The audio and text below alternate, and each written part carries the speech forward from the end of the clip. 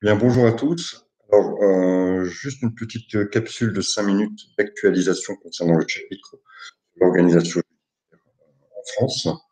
Alors, une loi de mai 2019 qui est entrée en application le 1er janvier 2020 et l'organisation des tribunaux d'instance et des tribunaux de grande instance. Elle a opéré une fusion entre les tribunaux d'instance et les tribunaux de grande instance. De sorte qu'aujourd'hui, ces tribunaux ont bien disparu pour donner naissance à une nouvelle juridiction qu'on appelle tribunal judiciaire. Les compétences du tribunal judiciaire regroupent donc les compétences matérielles des anciens tribunaux de grande instance et les compétences matérielles des tribunaux de l'instance. Donc, auparavant, jusqu'en 2019, on opérait une distinction entre les litiges portant sur une valeur inférieure à 10 000 euros, qui est donc le ressort des tribunaux d'instance, et les litiges dont l'enjeu était supérieur à 10 000 euros, et donc qui était du ressort des tribunaux de grande instance. Aujourd'hui, cette distinction n'est plus opérée, n'est plus faite. Donc, quelle que soit la valeur du litige en matière civile et commerciale, la compétence du tribunal judiciaire est pleine. Ça, c'était la première chose. Donc, mais plus de distinction entre le tribunal d'instance et le tribunal de grande instance. Les compétences des deux tribunaux ont été regroupées au sein d'une même structure juridique, le tribunal judiciaire. Toutefois, certaines villes, une nouvelle structure existe qui s'appelle le tribunal de proximité et qui, lui, ressemble trait pour trait à ce qu'était auparavant le tribunal d'instance.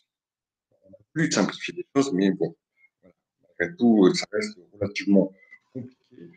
Donc, euh, ce tribunal de proximité est compétent pour les litiges d'une valeur inférieure à 10 000 euros. Donc, le tribunal judiciaire existe, il a remplacé le tribunal d'instance et de grande instance, et dans certaines villes, il existe donc un tribunal. Lui reprend les compétences. La première chose, le premier point d'actualisation.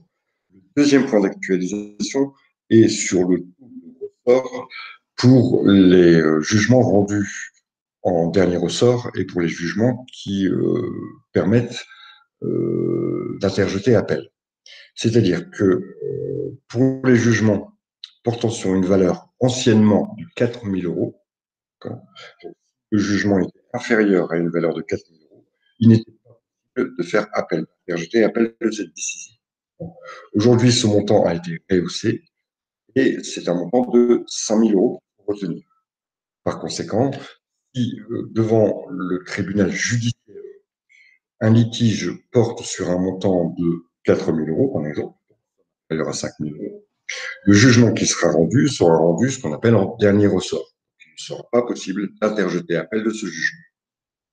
Par contre, si un jugement est rendu et que le litige pour une somme supérieure à 5 000 euros, par exemple 6 000 euros, il sera toujours possible de faire appel pour ce. Petite précision, pour les litiges portant sur une somme inférieure à 10 000 euros, la représentation par avocat n'est pas obligatoire, c'est-à-dire que vous pouvez aller devant le tribunal et vous défendre. Alors que pour les litiges en matière civile et commerciale portant sur une valeur supérieure à 10 000 euros, la représentation par avocat est obligatoire, c'est-à-dire que vous ne pourrez pas introduire des fonds, etc. Il faudra obligatoirement passer par le ministère d'avocat. Voilà pour cette petite d'actualisation sur l'organisation judiciaire en France.